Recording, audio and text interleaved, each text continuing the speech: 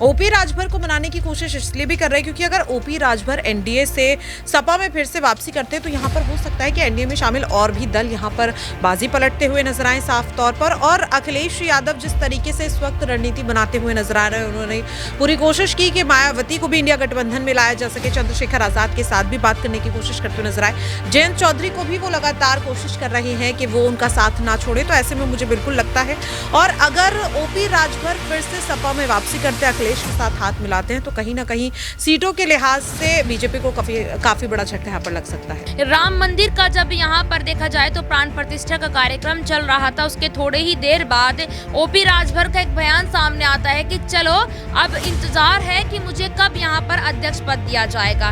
किस प्रकार की उम्मीदें ओपी राजभर लगा के बैठे हैं उत्तर प्रदेश में, फिलहाल वो पूरी होती नजर नहीं आती। आप देखिए कि उत्तर प्रदेश में इस वक्त बीजेपी का कुनबा लगातार मजबूत हो रहा है। अखिलेश से दामन छोड़ रहे हैं, उसके बाद ऐलान कर रहे हैं कि वो अखिलेश के बिना भी जो है कहीं ना कहीं जीत दर्ज कर सकते हैं। और ऐसे में जो बड़ी उम्मीदें लगाकर बैठे हैं, अकेले वो होता हुआ नजर नहीं आ रहा। अगर आप उत्तर समाजवादी पार्टी के राष्ट्रीय अध्यक्ष अखिलेश यादव ने जहां एक तरफ ये साफ कर दिया है कि 62 लोकसभा सीटों पर वह चुनाव लड़ेंगे, 17 पर चुनाव लड़ती हुई देखी जाएगी कांग्रेस पार्टी, तो वहीं एक सीट आजाद समाज पार्टी को सौंपी जा सकती है।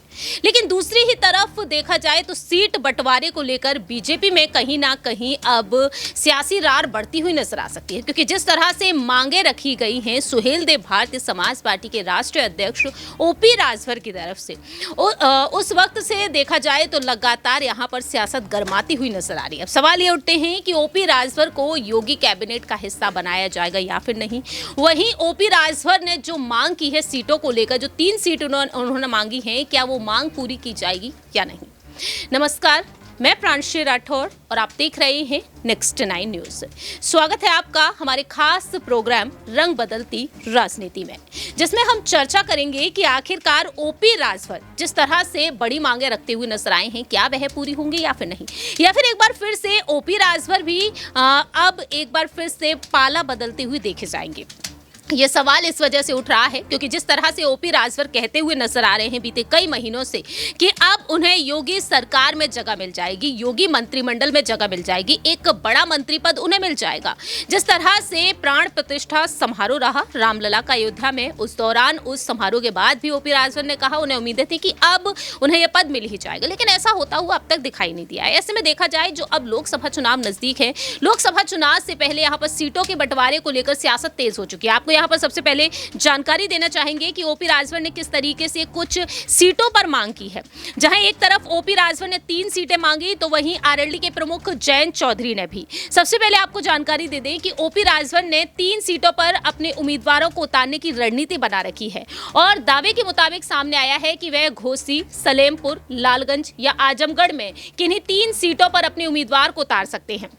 ऐसे में सुहेलदेव भारतीय समाज पार्टी में जो 6 विधायक हैं और उन्हें एक ही सीट मिलने की संभावना है, लेकिन दूसरी सीट अगर उन्हें दी जाती है तो बीजेपी के चुनाव चिन्ह पर उनके उम्मीदवार को चुनाव लड़ना होगा। और ऐसे में निषाद पार्टी एकमात्र उम्मीदवार को पिछली बार की तरह इस बार भी बीजेपी के टिकट पर चुनाव लड़वाती हुई नजर आ सकती है। लेकिन दूसरी ही तरफ पश्चिमी यूपी की अगर बात कर ली जाए तो यहाँ पर राष्ट्रीय लोकदल का दबदबा है। जयंत चौधरी बागपत और बिजनौर सीट से अपना उम्मीदवार उतारना चाहते हैं। पहले खबरें ये आई थी कि बीजेपी ने कैराना, बागपत, मथुरा और अमरोहा लोकसभा सीट राष्ट्रीय लोकदल को दे सकती है, लेकिन अब ये सामने आया है कि राष्ट्रीय लोकदल के चुनाव चिन्ह पर 3 उम्मीदवार चुनाव लड़ेंगे। एक उम्मीदवार बीजेपी का होगा। मुजफ्फरनगर सीट को लेकर ही राष्ट्रीय लोकदल और समाजवादी पार्टी के बीच गठबंधन टूटा था। तो इसमें यहाँ पर सवाल यही उठते हैं, क्या यहाँ पर जो मांगे हैं वो मांगे पूरी की जाएंगी या फिर नहीं। न्यूज रूम में बैठे हुए सहयोगियों से जानेंगे कि आखिरकार उत्तर प्रदेश की सियासत पर उनका क्या कुछ कहना रहेगा। क्या वाकई में यहाँ पर ओपी राजभर जो मांगे करते हुए नजर आए हैं वो मांगे पूरी हो जाएंगी। सबसे पहला सवाल यहाँ पर आकाश से लेना चाहेंगे।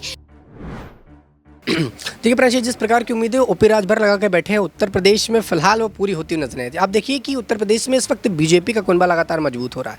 अखिलेश से दामन छोड़ रहे हैं, उसके बाद ऐलान कर रहे हैं कि वो अखिलेश के बिना भी जो है कहीं ना कहीं जीत दर्ज कर सकते हैं। और ऐसे में जो बड़ी उम्मीदें लगाकर बैठे हैं, अकेले वो होता हुआ नजर नहीं आ रहा। अगर आप उत्तर प्रदेश देखेंगे तो इस वक्त तमाम नेता हैं, तमाम पार्टियां हैं जो अलग होकर ये ऐलान कर रही हैं कि वो जीत जाएंगी, लेकिन ऐसा होता नजर नहीं आ रहा। अब अगर मायावती की ही बात कीजिए तो मायावती ने अकेले ऐलान किया था आएंगी, लेकिन मायावती भी कहीं ना कहीं परेशान हो रहे हैं। आप देखिए एक के बाद एक नेता उनकी खुद की पार्टी छोड़ रहे हैं, जो अपने नेताओं के भरोसे पे ये कह रही थी कि वो जो है लोकसभा का चुनाव लड़ेंगी, जीतेंगी, उनके पार्टी के खुद के नेता जा रहे हैं। अब ऐसे में उनके पास ऑप्शन नहीं बचता, या तो बीजेपी में जा सकती हैं या तो इंडिया गठबंधन में जा सकती हैं। यही हाल ओपी राजभर के पास है। ओपी राजभर का भी अपना कुनबा खुद का मजबूत नहीं है, उनके पास भी ज़्यादा विधायक दल नहीं है।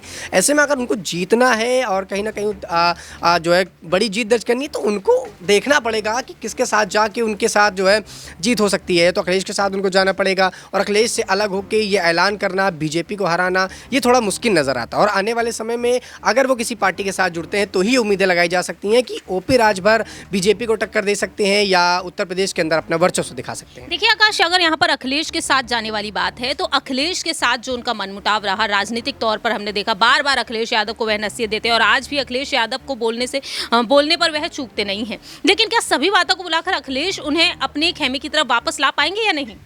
और देखिए अखिलेश की अगर बात की जाए तो अखिलेश इस वक्त खुद परेशान है। अगर ओपी राजभर उनके साथ आते हैं तो अखिलेश के लिए एक बेहतर ऑप्शन होगा और अखिलेश के लिए शायद फायदेमंद हो, लेकिन मुझे नहीं लगता कि अखिलेश यादव दोबारा से उनको लाएंगे। देखिए अखिलेश यादव यहाँ पर अपने अगर पुराने नेताओं की बात की जाए जिन पर मनमुटाव चल रहा है, अगर आप देखें तो यहाँ पर पल्लवी पटेल को लेकर मनमुटाव चल रहा है, उसको नहीं सुलझा पा रहे, तो यहाँ पर ओपी राजभर को लेकर क्या बात करेंगे और ओपी राजभर को वापस लेंगे। जब पल्लवी पटेल यहाँ पर सीटों की मांग कर रही हैं, राज्यसभा जाना चाहती हैं, उनका यहाँ पर मामला क्लियर नहीं हो रहा, उनको मनमुटाव को लेकर वो साफ नहीं कर पा रहे, तो ओपी राजभर अगर उनके साथ आते हैं तो मुझे नहीं लगता कि ओपी राजभर को एक्सेप्ट कर लेंगे। अगर इनका दोनों का तालमेल बैठ जाता है, दोनों साथ आते हैं, तो यही वाकई में उत्तर प्रदेश में बात की जाए या लोकसभा चुनाव में या आने वाले विधानसभा चुनाव में अखिलेश यादव को भी फायदा मिलता हुआ नजर आएगा और विपक्षी पार्टियों को और या सत्ता पार्टी को कहीं ना कहीं उससे झटका जरूर लगेगा।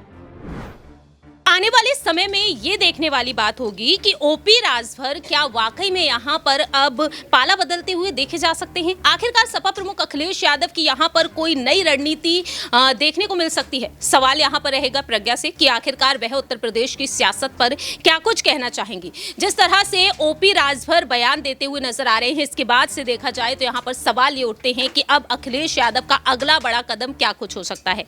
क्या प्रज्ञा वाकई में अब अखिलेश यादव ओपी राजभर को फिर से अपनी तरफ लाने की कोशिश करेंगे? क्योंकि जिस तरह से उन्हें उम्मीदें रही थी कुंडा से विधायक राजा भैया को लेकर कि राजा भैया कहीं ना कहीं उनका साथ देंगे राज्यसभा चुनाव में, लेकिन राजा भैया भी बीजेपी की साइड जाते हुए नजर आए। उन्होंने साफ कर दिया है कि राज्यसभा चुनाव के लिए वह बीजेपी के उम्मीदवारों को ही समर्थन देंगे, वोट देंगे। लेकिन ओपी राजभर जो साफ तौर पर बार बार अपनी मांग उठाते हुए नजर आए, 3 सीटों को लेकर ये साफ तौर पर कहा जा रहा है कहीं ना कहीं उन्हें एक ही सीट मिलेगी बीजेपी की तरफ से।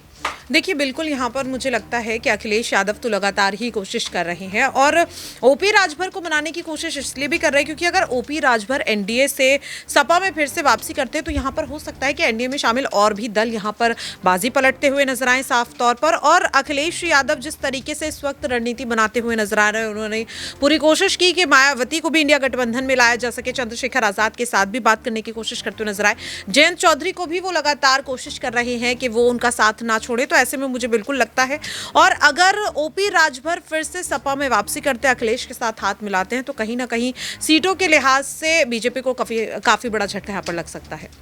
वाकई में कहीं ना कहीं बीजेपी को एक बड़ा झटका लगता हुआ तो नजर ही आ सकता है, क्योंकि यहाँ पर ओपी राजभर जो बार बार पाला बदलते हुए नजर आते हैं, अखिलेश यादव को वह नसीहत देते हुए नजर आए थे। उत्तर प्रदेश के विधानसभा चुनाव में जब हार का सामना हुआ तो वह बीजेपी की तरफ आ गए। अब लोकसभा चुनाव में किसी भी तरह से उन्हें फायदा मिल जाए तो ऐसे में ओपी राजभर बीजेपी के साथ हैं। लेकिन क्या बीजेपी का ये साथ कहीं ना कहीं छूटता हुआ नजर आएगा? आखिरी सवाल यहाँ पर नेहा से लेना चाहेंगे, क्या ओपी राजभर वाकई में अब एक बार फिर से पाला बदलने की कोशिश करेंगे यदि यहाँ पर अखिलेश यादव उन्हें कोई बड़ा ऑफर दे देते हैं? इन 3 सीटों को लेकर जिस तरीके से मांग की जा रही है, अखिलेश यादव ने 7 सीटें साफ तौर पर जयंत चौधरी के लिए रखी थी, लेकिन आज जयंत चौधरी को बीजेपी से मांगना पड़ रहा है, बीजेपी के साथ जाकर भी। लेकिन क्या ओपी राजभर की इन मांगों को वह पूरा कर देते हैं तो क्या वह जाएंगे समाजवादी पार्टी की तरफ? देखिए बिल्कुल, यहाँ पर ओपी राजभर की अगर बात की जाए तो ओपी राजभर यहाँ पर कहीं ना कहीं अध्यक्ष बनने के लिए तब से इंतजार कर रहे हैं जब से यहाँ पर उनको एक कह सकते हैं कि भारतीय जनता पार्टी ने उनको कहीं ना कहीं उनके हाथ में एक लॉलीपॉप यहाँ पर पकड़ा दिया था। आपने देखा भी होगा राम मंदिर का जब यहाँ पर देखा जाए तो प्राण प्रतिष्ठा का कार्यक्रम चल रहा था, उसके थोड़े ही देर बाद ओपी राजभर का एक बयान सामने आता है कि चलो अब इंतजार है कि मुझे कब यहाँ पर अध्यक्ष पद दिया जाएगा, क्योंकि यहाँ पर ये इंतजार किया जा रहा था कि भारतीय जनता पार्टी द्वारा उनको ये इंतजार करने के लिए कहा गया था कि राम मंदिर का कार्यक्रम खत्म होगा तो आपको यहाँ पर कहीं ना कहीं अध्यक्ष पद सौंप दिया जाएगा। लेकिन आप देखिए यहाँ पर जनवरी की बात हुई थी और अब यहाँ पर मार्च शुरू होने वाला है। इतना लंबा इंतजार यहाँ पर ओपी राजभर कर रहे थे, लेकिन अभी तक भारतीय जनता पार्टी की तरफ से कोई बयान सामने नहीं आया। जाहिर सी बात है, अगर समाजवादी पार्टी ओपी राजभर को यहाँ पर उनकी मनचाही सीटें उनको दे देती हैं तो यहाँ पर ओपी राजभर अखिलेश यादव की तरफ रुख करते नजर आ सकते हैं। देखिए, फिलहाल देखा जाए तो जिस तरह से अखिलेश यादव की कोशिशें जारी हैं कि तमाम राजनीतिक दलों को अपने दल के साथ जोड़ लिया जाए, और ऐसे में अखिलेश यादव को साथ तो नहीं मिल पा रहा है, लेकिन इसके बदले में ये देखा जा रहा है वो दल उनसे कहीं ना कहीं दूर जाते हुए नजर आए। जयंत चौधरी ने उनका साथ छोड़ दिया। राजा भैया से एक उम्मीद थी, लेकिन राजा भैया भी उन उम्मीदों को तोड़ते हुए नजर आए हैं। अब यहाँ पर बारी है पल्लवी पटेल की। दावे किए जा रहे हैं कि विधान परिषद के जो चुनाव होंगे, 13 सीटें जो खाली होने जा रही हैं, वहां पर पल्लवी पटेल की मां कृष्णा पटेल को उतारा जा सकता है, जिससे कि पल्लवी की नाराजगी भी दूर हो जाए। देखते हैं कि आने वाले समय में अखिलेश यादव क्या कुछ बड़ा दांव खेलते हैं इन लोकसभा चुनाव में जीत हासिल करने के लिए। देखना होगा कि 62 सीटों पर जो समाजवादी पार्टी चुनाव लड़ना चाहती है, अगर ओपी राजभर को मनाने में वह कामयाब हो जाते हैं तो 62 में से 3 सीटें वाकई में वह देंगे या नहीं। फिलहाल इस खास प्रोग्राम में इतना ही। बाकी के तमाम अपडेट्स के लिए देखते रहिए नेक्स्ट 9 न्यूज़।